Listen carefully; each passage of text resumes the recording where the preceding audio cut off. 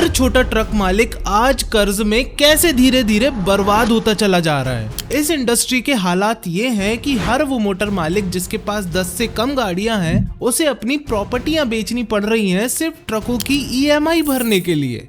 ड्राइवरों की मेहनत कर करके जिंदगी जानवरों से बदतर हो चुकी है, पर ट्रक मालिकों को समझ नहीं आ रहा कि पैसा आ तो रहा है पर चला कहाँ जा रहा है। और मैं ये सब हवाई बातें नहीं कर रहा, देश में 77% ट्रक मालिकों के यही हाल है। अगर आप भी ऐसा कुछ सोचते हो कि एक ट्रक खरीद कर किसी ट्रांसपोर्टर के अंडर में लगा देता हूँ, बढ़िया साइड इनकम बन जाएगी, तो उसके पहले इस वीडियो को पूरा देख लेना, बर्बाद होने से बच जाओगे।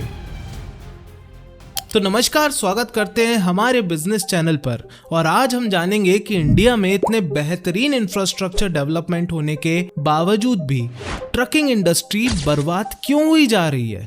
देखो, सरकार ने आज हर जगह बड़े बड़े हाईवेज बना दिए हैं, बड़े बड़े शहरों को एक्सप्रेस वे से जोड़ दिया है, और साथ ही मोबाइल फोन और इंटरनेट ने आज इस बिजनेस को और ज्यादा आसान बना दिया है।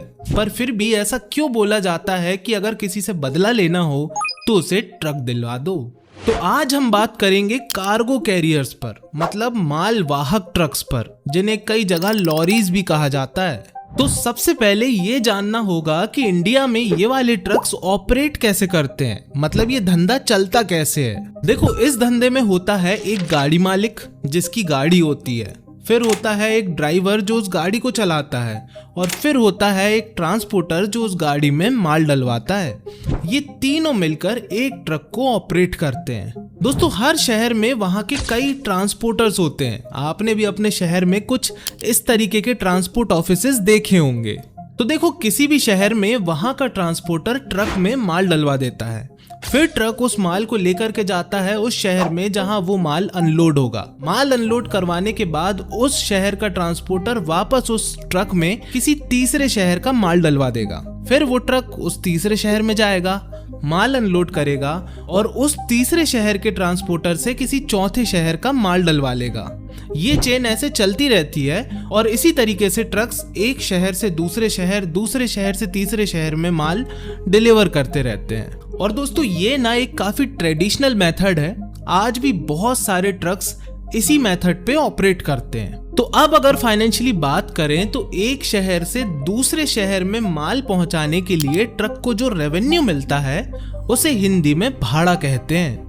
इस भाड़ा शब्द को बहुत अच्छे से समझ लेना, क्योंकि आगे वीडियो में ये बहुत ज्यादा यूज होने वाला है। तो दोस्तों, ये जो रेवेन्यू मतलब भाड़ा होता है, इसमें अगर हम ट्रक के शहर A से शहर B तक माल पहुंचाने के सारे खर्चों को माइनस कर दें तो भैया ट्रक का नेट प्रॉफिट निकल के आ जाता है। तो अब ऐसा क्या हो रहा है कि काम की तो कमी नहीं है, काम तो बहुत मिल रहा है, पर इन बेचारों की कमाई नहीं हो पा रही है। देखो, ये जो ट्रक्स होते हैं ना, ये जैसे ही किसी भी शहर में खाली होते हैं, मतलब अनलोड होते हैं, तो उस ट्रक का गाड़ी मालिक उस शहर के ट्रांसपोर्टर्स को फोन करना चालू कर देता है। ट्रांसपोर्टर्स के पास हर उस शहर की इंडस्ट्रीज, व्यापारी, इन सब के कॉन्टेक्ट्स होते हैं, तो ट्रांसपोर्टर को पहले से पता होता है कि किसका माल कहाँ जाना है। तो गाड़ी मालिक और ट्रांसपोर्टर के बीच में बात होने पर ट्रांसपोर्टर बता देता है कि भैया अपने अहमदाबाद से कोलकाता जाने का माल है, इतना माल है, आप भरोगे तो बता दो। अच्छा, पर यहाँ पे भी एक कैच है। अहमदाबाद से कलकत्ता जाने के लिए कितना भाड़ा मिलना चाहिए, वो चीज खुद गाड़ी मालिक के हाथ में ही नहीं होती। हर शहर का एक फिक्स भाड़ा होता है कि भैया जैसे अहमदाबाद से कलकत्ता जाना है तो आपकी गाड़ी का ये भाड़ा है, इसमें अगर आपको गाड़ी भरवानी है तो भरवा लो, नहीं तो हम किसी और को भरवा देंगे। ये शब्द मेरे नहीं, ये शब्द होते हैं उस ट्रांसपोर्टर के। देखो, बेशक ट्रांसपोर्टर गाड़ी को माल तो दिलवाता है, पर उसमें उसका एक कमीशन होता है जो वो ट्रक मालिक से चार्ज करता है माल भरवाने का। ट्रांसपोर्टर को मतलब नहीं होता कि आपकी गाड़ी फायदे में चल रही है या घाटे में चल रही है, उसे मतलब होता है अपने कमीशन से जो उसको मिलेगा अगर वो गाड़ी में माल भरवा देगा तब। तो अब क्योंकि गाड़ी मालिक किसी पराये शहर में खुद जाके किसी भी फैक्ट्री मालिक से या फिर किसी भी व्यापारी से दोस्ती नहीं कर सकता, तो उसे मजबूरन उस ट्रांसपोर्टर से माल भरवाना होता है। तो वो बेचारा गाड़ी मालिक जो भी ट्रांसपोर्टर भाड़ा बताता है ट्रक का, उसमें थोड़ा बहुत नेगोशिएशन करके अपनी गाड़ी को भरवाने भेज देता है। अच्छा, अब गाड़ी वाला यहाँ मजबूर भी होता है कि अगर उसने रेट में ज्यादा आनाकानी करी तो वो ट्रांसपोर्टर किसी और की गाड़ी भरवा देगा, और भैया ऐसे में गाड़ी किसी पराये शहर में खाली खड़ी रह जाएगी। और कोई भी ट्रक मालिक गाड़ी को किसी दूसरे शहर में खाली खड़ी रखना अफोर्ड नहीं कर सकता, क्योंकि ट्रक के भी खुद के खर्चे होते हैं। एग्जाम्पल के लिए एक 6 चक्के के ऐसे ट्रक की दिन की EMI रहती है 2000 रुपए।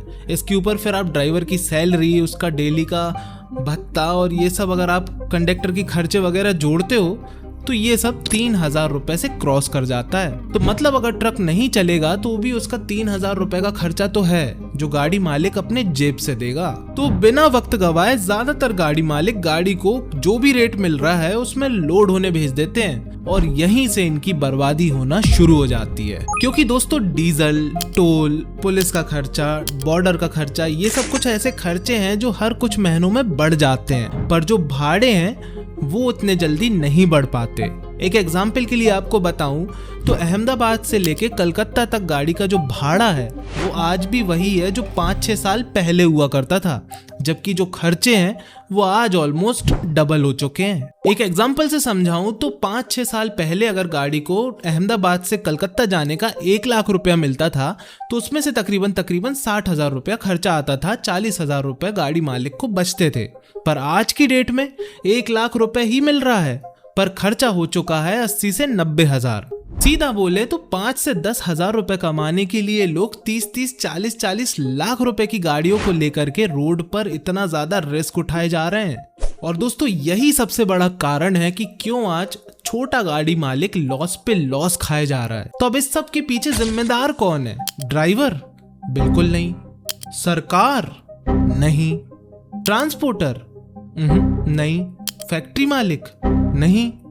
तो फिर कौन? दोस्तों इस इंडस्ट्री की बर्बादी के पीछे अगर कोई जिम्मेदार है तो वो है खुद गाड़ी मालिक। कैसे? जरा समझो। देखो मार्केट में आज ट्रकिंग में बहुत कंपटीशन हो चुका है।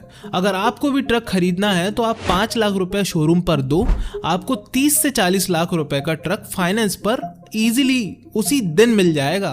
तो ऐसे में हो क्या रहा है ना कि एक गाड़ी वाला दूसरी गाड़ी वाले को बर्बाद करने में लगा हुआ है, और हो क्या रहा है? दोनों ही बर्बाद हो रहे हैं। एक एग्जाम्पल से समझो, अहमदाबाद का एक गाड़ी मालिक है जो कोशिश में लगा हुआ है कि वो भाड़ों को उठा पाए, इसलिए अगर उसके पास कोई भी काम आता है तो वो साफ ये बोल देता है कि भैया मैं इतने रुपयों में तो अपने ट्रक को नहीं चलाऊंगा, अगर आप इतना दे सकते हो तो मुझे बताओ। पर इतने में कोई दिल्ली का गाड़ी वाला आकर के उसी रेट पर उसके माल को उठा करके अहमदाबाद से कलकत्ता पहुंचा देता है। तो अब ऐसे में हुआ क्या? अहमदाबाद में जिस दिल्ली के गाड़ी वाले ने अपनी गाड़ी को भरवाया उसको प्रॉपर रेट नहीं मिला, और जो अहमदाबाद वाला था जो चाह रहा था कि मार्केट के रेट उठ जाएं, उस बेचारे की गाड़ी ही नहीं भरी। तो अब ऐसे में अब क्योंकि ट्रक की EMI हर महीने के एंड में तो जानी है, तो गाड़ी को जो भी मिल रहा है उसमें चलाना ही पड़ेगा।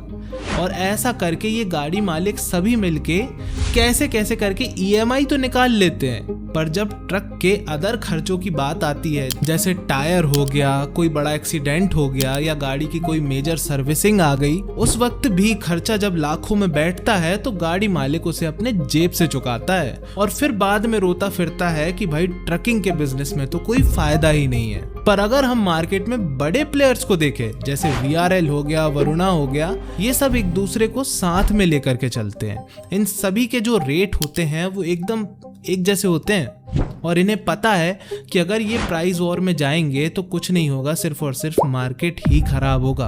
तो कुल मिला के छोटे गाड़ी मालिकों के लिए पूरी लड़ाई बस EMI की चल रही है। ग्रोथ, ROI, ब्रेक इवन, ये सब कॉन्सेप्ट्स जा चुके हैं तेल लेने के लिए, और यहीं से ये नैरेटिव बन गया है कि भैया यदि किसी से बदला लेना हो तो उसे ट्रक दिला दो, वो बंदा अपने आप बर्बाद हो जाएगा।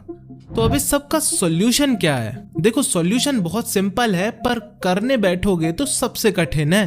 हर शहर के गाड़ी वालों को यूनियन बनाने पड़ेंगे जो कि वहां के मार्केट के ट्रक्स के जो रेट हैं, जो फ्रेट हैं, उनको मेंटेन रखेंगे खर्चों के हिसाब से। तो अब ऐसे में अगर कोई बाहर का गाड़ी वाला आता है जिसको शहर के मार्केट रेट्स नहीं पता है, तो वो ट्रांसपोर्टर की वजह यूनियन का जो ट्रांसपोर्टर है उससे अपनी गाड़ी भरवाएगा, जिसमें उसको प्रॉपर रेट भी मिलेगा और साथ ही मार्केट रेट्स खराब भी नहीं होंगे। पर ये सब करना बहुत ज्यादा कठिन है आज की डेट में, क्योंकि बिल्कुल भी यूनिटी है ही नहीं, और जब तक ऐसा चलेगा तब तक तो भैया ट्रक मत ही खरीदना। तो कैसी लगी हमारी एकदम डिटेल्ड केस स्टडी? उम्मीद करता हूँ आपको पसंद आई होगी। अगर पसंद आई है तो लाइक कर देना। मैं मिलता हूँ ऐसी किसी अगली केस स्टडी के साथ। तब तक के लिए जय हिंद, वंदे मातरम।